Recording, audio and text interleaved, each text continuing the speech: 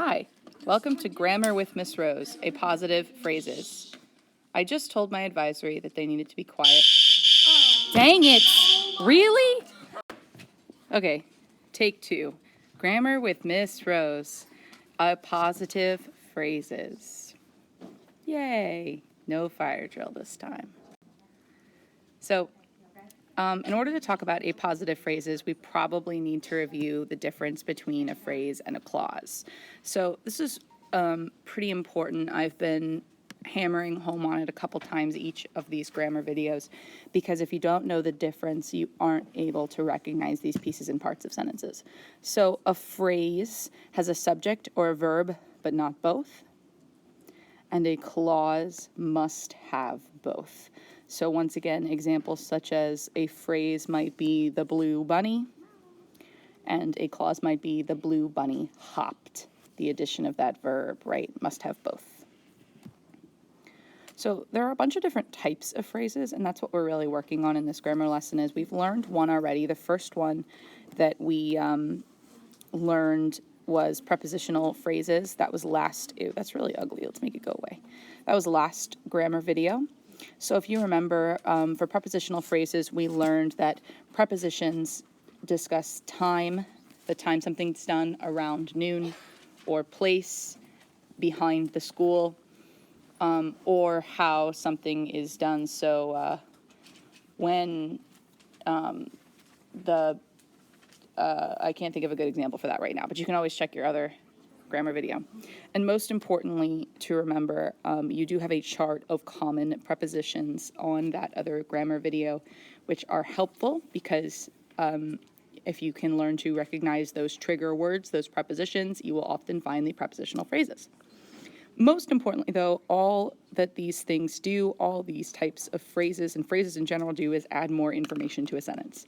So prepositions add more information about these 3 ideas, but the next type of phrase, the appositive phrase, adds a different kind of info.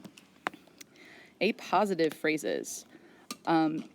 So I think of these like, yay, it's positive to include these, right? Because they add a little bit of extra information to sentences. They make your sentences a bit richer, so I think of them as quite positive, right? But appositive phrases are noun phrases that rename nouns right beside it. AKA, it's a phrase that's giving more information about a noun. So that's how it satisfies that, that piece of the puzzle about giving more information. That's what phrases do, right? But in this case, it's renaming a noun right beside it. So let's look at an example. So this first example is a good one. The insect, a cockroach, is crawling across the kitchen table. This phrase right here, a cockroach, gives more information about the noun right beside it, the insect. That is an appositive phrase. It's as simple as that.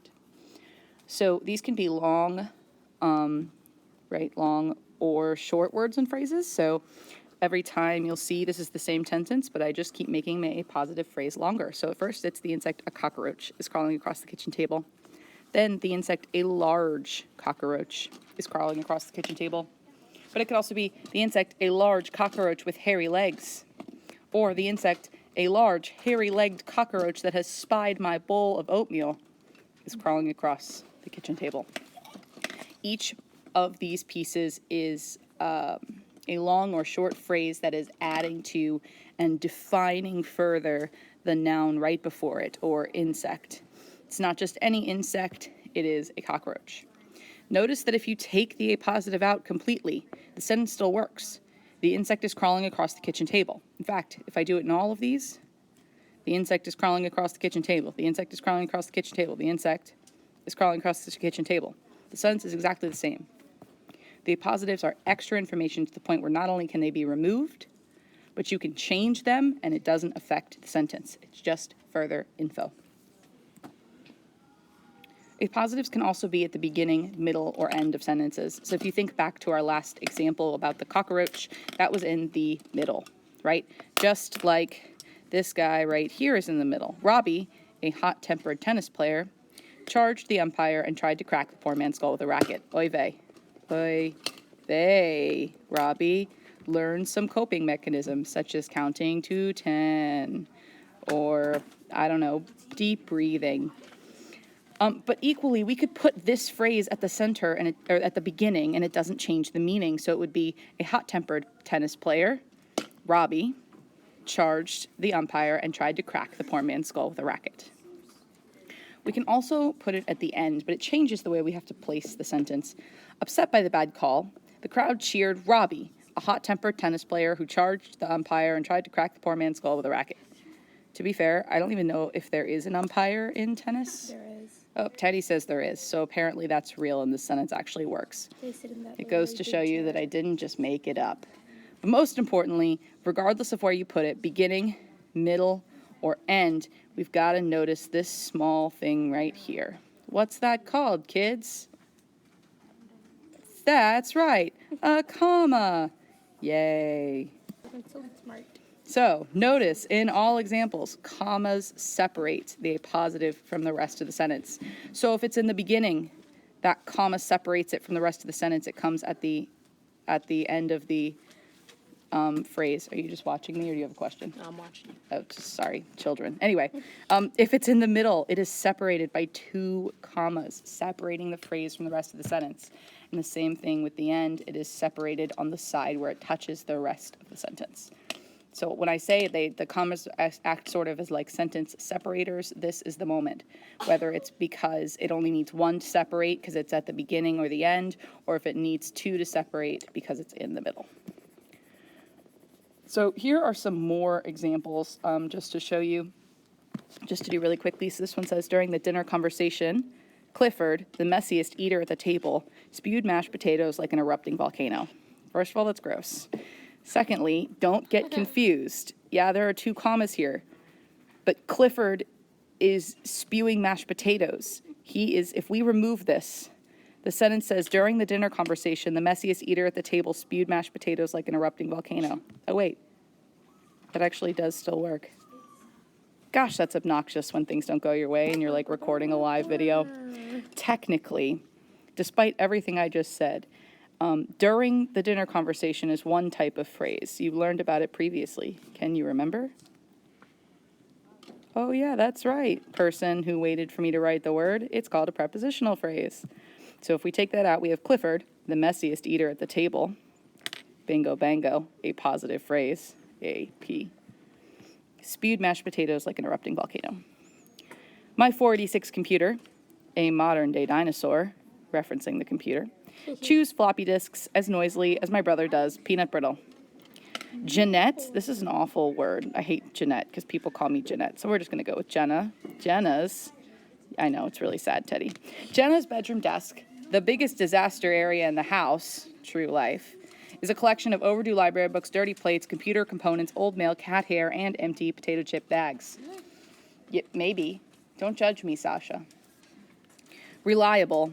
Diane's 11-year-old beagle chews holes in the living room carpeting as if he were still a puppy.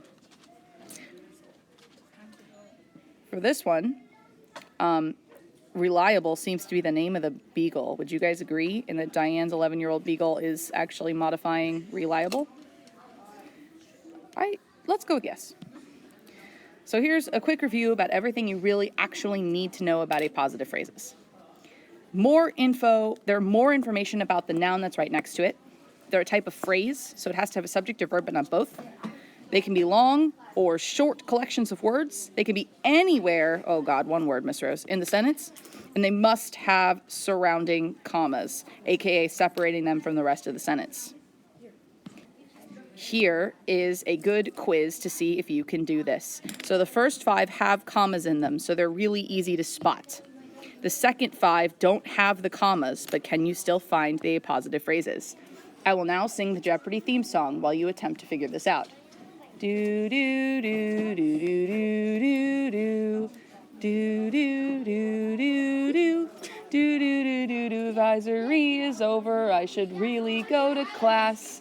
Maybe I'll pause and continue this video later, but maybe I will sing to you while you do the work now, and then it will be easy for me to quickly say, okay, I hope you're done.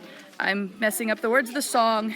Okay, be done, 'cause here I go. All right, my son, the policeman, the captain of the ship's carpenter, assembled a scallop. a large rowboat, right? That's alternate the shallop. Walter, the playboy and writer, is very attached to his mother, Mrs. Hammond, too, in that one. Paul Newman, the famous American actor, directed 5 motion pictures. Ooh, I tricked you. No commas in that one. Did you do it? Elizabeth Teague, a sweet and lovable girl, grew up to be a mentally troubled woman. Weird. Sweetbriar, a company known throughout the South, is considering a nationwide advertising campaign. An above-average student, talented musician, John made his family proud. The extremely popular American film, Titanic, was widely criticized for its mediocre script. What? That cannot be true. Titanic was not mediocre. Citizen Kane, the greatest American film ever made, I don't believe that, won only 1 Academy Award. 60 Minutes, the television magazine program, featured a story on the popular singer, Whitney Houston, 2 in that one as well. And that is the end of a very strange grammar video that perhaps you'll see tomorrow, but maybe you'll see today, depending on how it goes with other things in class. Thanks for doing grammar with Miss Rose. Yay!